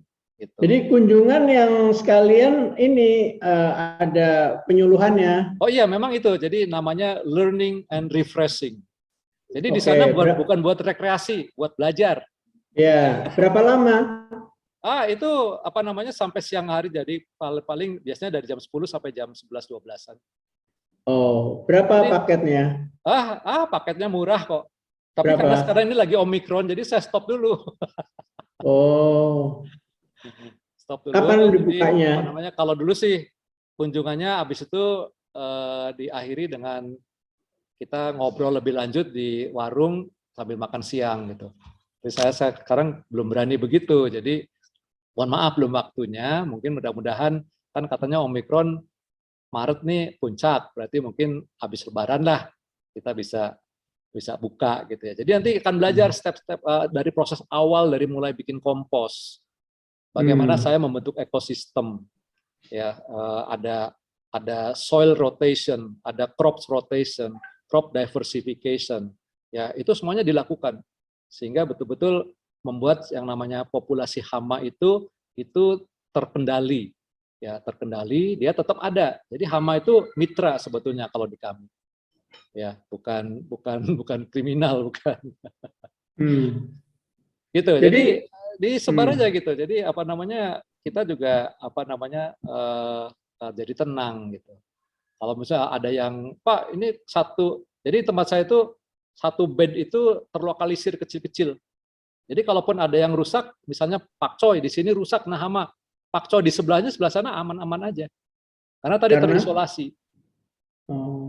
Ya, jadi kalaupun ada kerusakan misalnya, itu paling cuma satu itu. Dan itu kerusakan itu karena kesalahan proses, saya melihatnya begitu, bukan kesalahan hama. Karena hama itu tidak pernah langsung banyak, selalu sedikit dulu.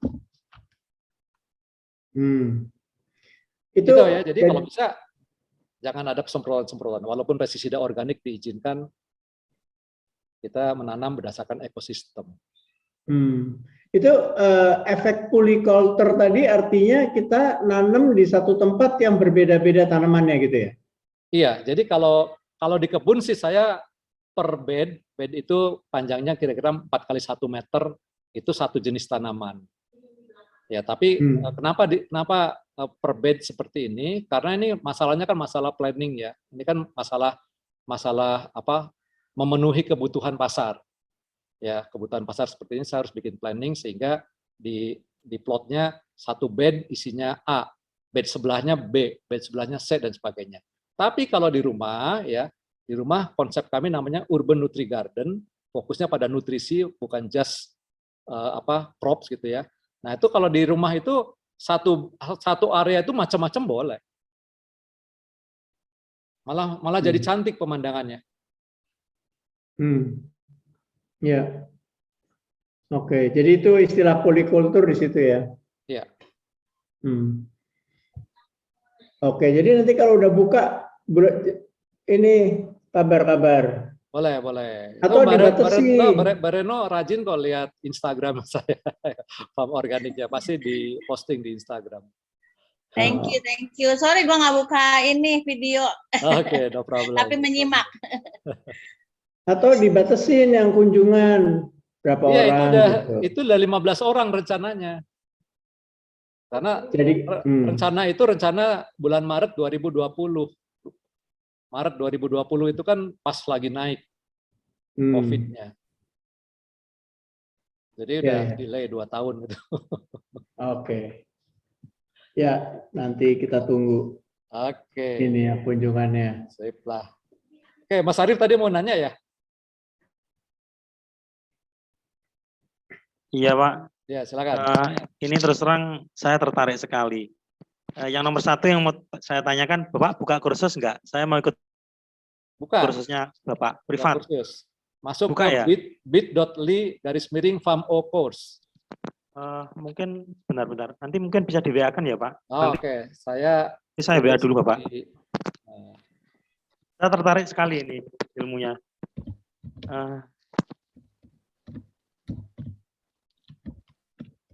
Ini untuk bulan Maret, judulnya itu, saya chat itu, ininya pendaftarannya. Oke, siap. Ya Pak. Terus ini Pak, ini mau saya mau nanya, ini karena memang saya awam ya. Ini kan di tempat kami ada sedikit lahan lah. Ini sedikit lahan. Nah ini saya melihat di situ itu kok hanya rumput. Ya, ini saya mencoba untuk memanfaatkan. Ini gimana Pak kalau menurut Bapak itu lebih baik tanamannya itu langsung di tanah atau kita kasih polybag itu Pak untuk tahap awal? Rencananya sih saya juga pengen langsung murni ke organik gitu karena di keluarga saya memang banyak yang kesehatan Pak. Jadi nanti kita mungkin punya akses lah ke rumah sakit, ke klinik-klinik itu untuk support itu, untuk kedepannya. Barangkali itu mungkin. Kita lebih ke arah situ. Oke. Ya. Memang masuk ke organik itu kadang-kadang ada friksi dengan bisnis. Ya. Karena bisnis kapitalis itu kan kita pengen mendapatkan keuntungan secepat mungkin. Ya, jadi kalau di organik itu kita harus bersabar. Karena itu salah satu pelajaran di organik itu selain jujur adalah sabar. Yang ada 3 yang utama, jujur, sabar, ikhlas. Jadi kalau ada hama itu harus ikhlas. Karena bukan salahnya hama, salahnya kita. Ya, jadi sabar karena apa? Karena itu berproses. Ya, bagaimana orang mau percaya bahwa Mas Arief ini memproduksi organik, orang ilmunya ilmu konstruksi, baru kemarin sore udah tiba-tiba jadi organik. Ya, jadi trustworthy. Ya, itu sangat penting sekali. Orang nanti bukan melihat lahannya Mas Arief, lihat Mas Arief itu orangnya gimana. Jajan aja masih jajan bakso, masih makan mie instan misalnya. Gimana mau memproduksi makanan sehat? Nah, kayak gitu. Kalau pegawainya masih nggak apa-apa karena memang kelasnya beda kan, tapi paling tidak Andanya itu harus menunjukkan perilaku sehatnya. Dan itu bisa butuh waktu juga gitu kan. Ya, tapi yang utama adalah mengubah lahan ini menjadi lahan organiknya itu perlu waktu. Ya, jadi kalau misalnya pengen cepat dijual, kita harus bilang bahwa ini sedang dalam transisi organik, konversi organik. Gitu, ya. Nah, tadi kan bertanya mengenai polybag. Polybag itu boleh. Sekarang SNI-nya kayaknya dipermudah, gitu, kayaknya ya. Karena SNI itu tadi apa namanya cukup forgiving juga. Jadi kalau menanamnya pakai polybag, polybagnya itu tanahnya adalah tanah organik, itu bisa langsung jadi organik, nggak perlu transisi lagi. Ya, farm organik sih tidak melihatnya seperti itu. Saya agak nggak agree dengan seperti itu, karena itu lebih ke arah produktivitas. Ya, esensi dari definisi pertanian organik adalah menyehatkan tanah. Nah, kalau kita nanam di polybag, kapan tanahnya sehat? Orang nggak nyambung, ya kan di bawahnya kan nggak nyambung dengan tanahnya, gitu ya. Jadi ya antara apa namanya standar organik dengan bisnis approach itu memang kadang-kadang ada friksi di situ, gitu. Jadi kalau misalnya Mas Arief mau bikin dengan polybag dengan diisi daun medianya media organik, itu udah organik berdasarkan SNI. Ya, tetapi kalau dari hati kecil, apa iya sih ini saya menyehatkan tanah? Nah, nanti akan larinya ke situ. Sehingga akan kelihatan nih yang di polybag ini orientasinya bisnis atau lingkungan. Ya, gitu akan kelihatan gitu dari situ. Tapi itu dua-duanya benar. Ya, tinggal kita mau pilih nilai C, nilai B atau nilai A. Gitu ya. Gitu. Jadi itu boleh kayak gitu. Langsung polybag itu boleh. SNI sekarang ya, saya nggak tahu SNI negara lain karena setahu SNI yang lama itu nggak ada polybag. SNI yang baru aja. Jadi yang namanya itu kan peraturan kan yang namanya peraturan dibuat oleh orang-orang yang pasti orang-orang itu kan masing-masing punya kepentingan beda-beda gitu kan. Ya. Gitu ya. Ya, jadi Oke, antara makasih, Pak. regulation dengan principle ya, itu dua hal yang bisa berbeda. Ya. When you talk with your heart itu principle. When you talk with your rule itu regulation tadi. By the book dengan by principle. Ya, oke. Makasih Pak pencerahannya. Oke. Oke. By the way, farm organik juga membuat kemitraan ya. Jadi kalau ingin membuka fotokopi prosesnya farm organik itu kita buka. Oh gitu ya. Oh, Ya. JJ. Ya mungkin nanti bisa dilanjut Pak di session berikutnya ya, yang lebih Boleh. private Boleh. gitu. Oke, makasih. Oke, yang lain masih ada? Oh, ada pertanyaan ya. Oh, mohon maaf. Mangga Pak Martaja, silakan. Pertanyaannya apa nih? Mbak Mbak Yen ada terusannya. Sebentar ya, saya lihat chat dulu ya. Pak.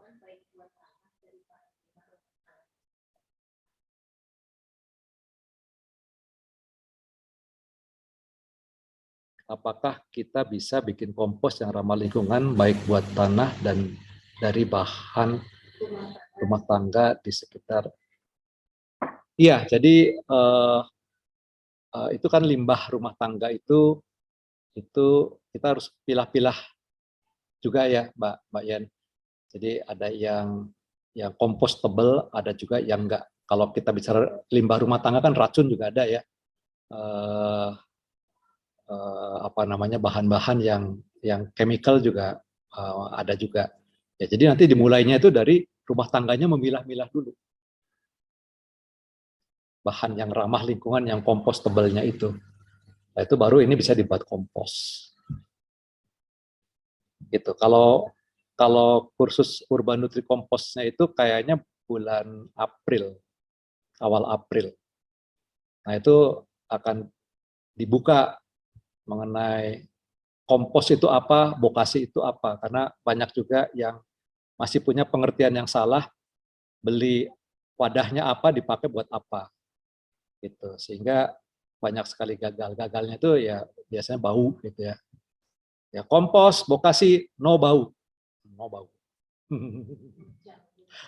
Kalau bikinnya benar, ya kita harus tahu ilmunya dulu, prinsipnya dulu, baru kita praktek bisa. Gitu ya. Maksudnya no bau itu bau busuk ya. Kalau baunya bau asam-asam enak kayak tape gitu kan bukan bau kalau itu ya. Ya bau yang sopan gitu ya. Ya jadi yang tadi saya maksud no bau itu no bau yang nggak enak, yang nggak sopan itu nggak ada gitu ya.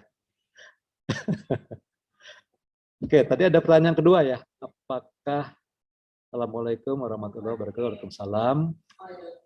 Mau menakuti hama dengan essential. Aduh, mahal sekali ya tuh essential oil. Mbak siapa ini? Buat saya ada aja dong. Mbak Savitri. Kalau hamanya suka essential oil gimana? Malah tambah banyak dong nantinya.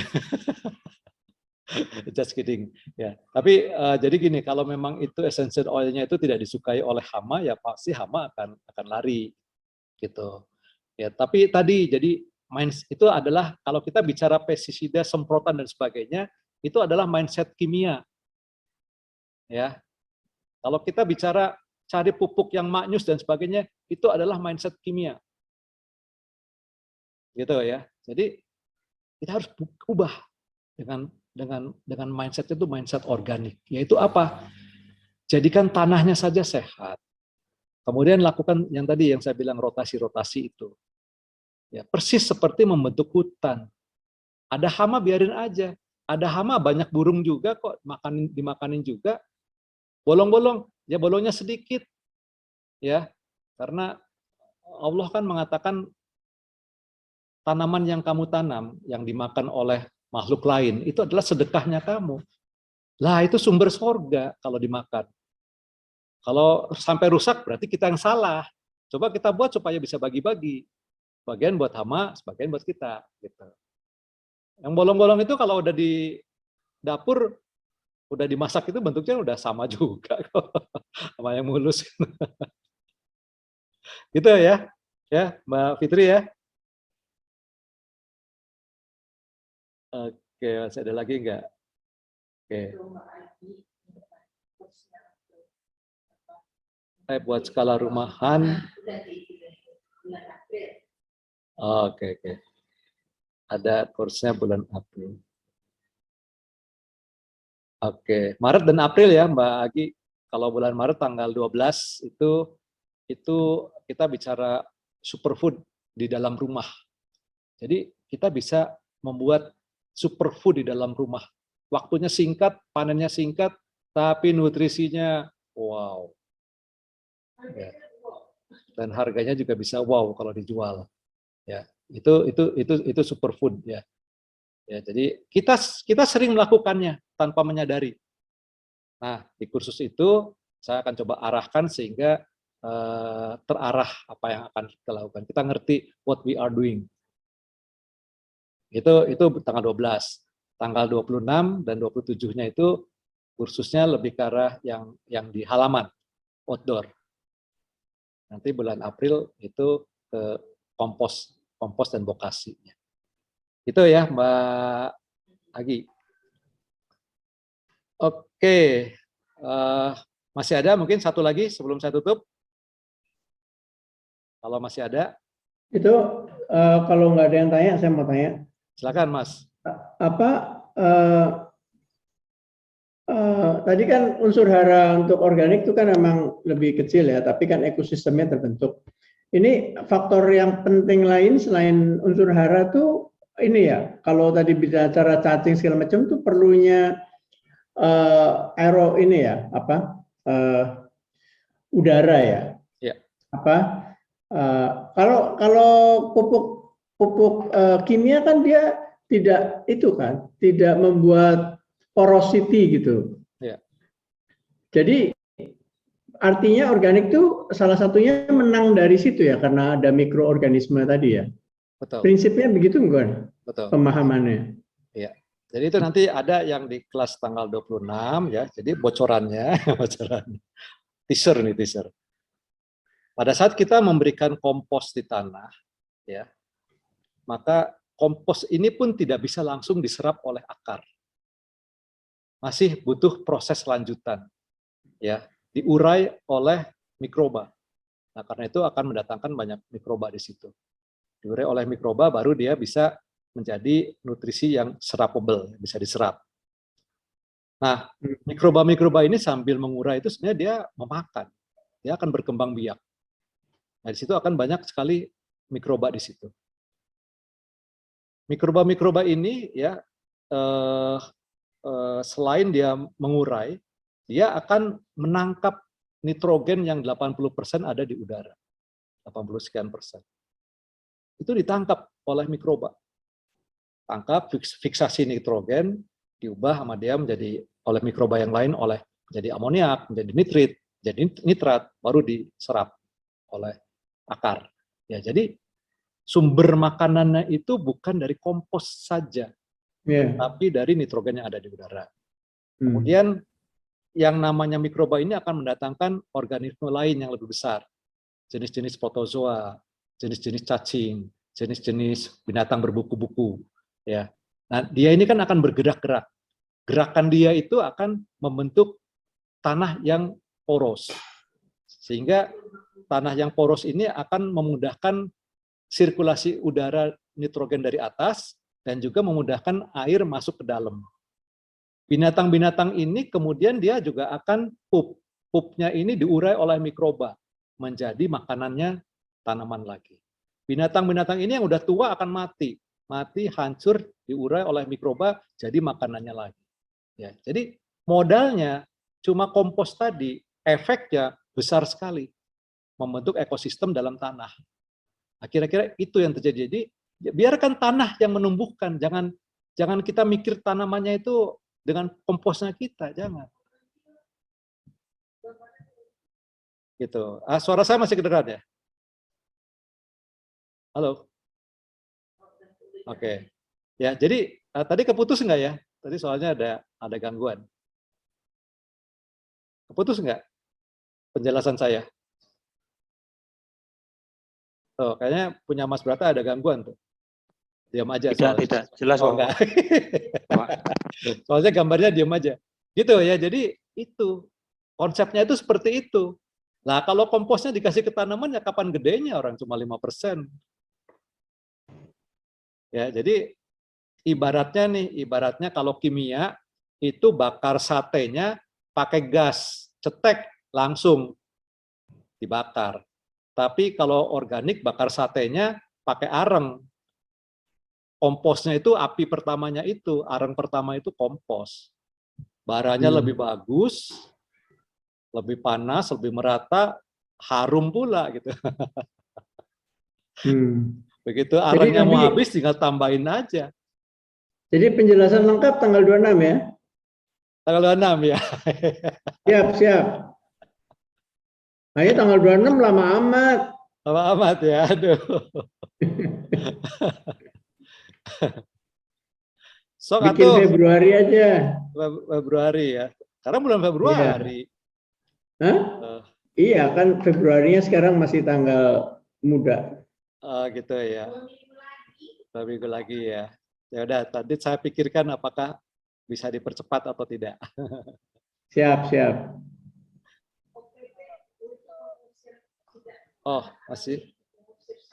Masih ada pertanyaan. Ada tidak bahan alami untuk mengusir OPT khususnya di sayur?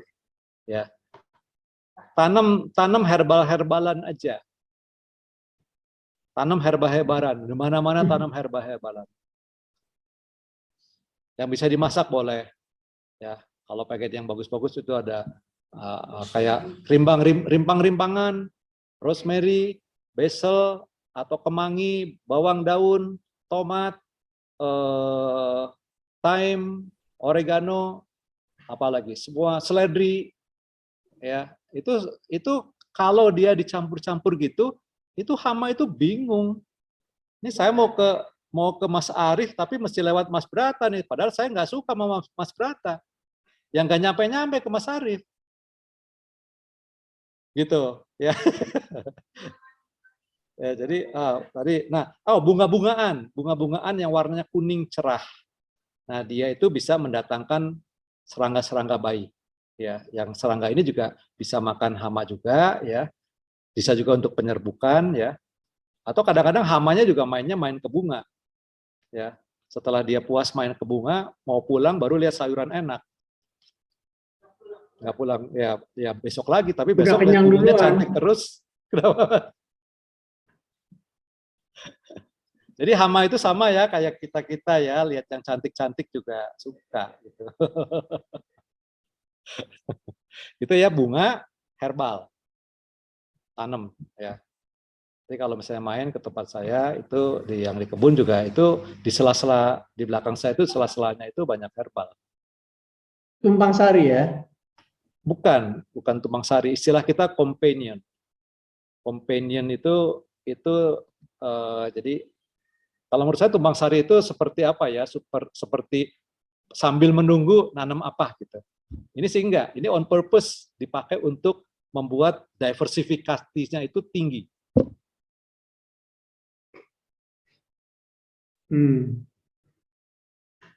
Ya. Oke, udah jam 12. Siap.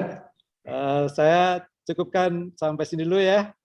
Kalau masih ingin bertanya, boleh lewat nomor yang diberikan ke admin saya. Nanti Thank you Pak Parwan dan Ibu Donor. Sukses, sehat-sehat selalu. Sama-sama. Sampai jumpa lagi. 26. 26. Satu 26 satu Februari. Jangan-jangan Februari 26 tuh. Kalau nggak kita visit aja deh langsung. Ya, Februari 26 boleh itu hari Sabtu. Boleh, saya boleh mau nemenin kalau. Webinarnya nanti boleh nanti saya share ya. Saya share nanti linknya saya share. Oke, kalau begitu ya, terima kasih. Mudah-mudahan bermanfaat. Maaf jika ada kekurangan. Terima kasih Pak. Assalamualaikum warahmatullahi wabarakatuh. Waalaikumsalam warahmatullahi wabarakatuh.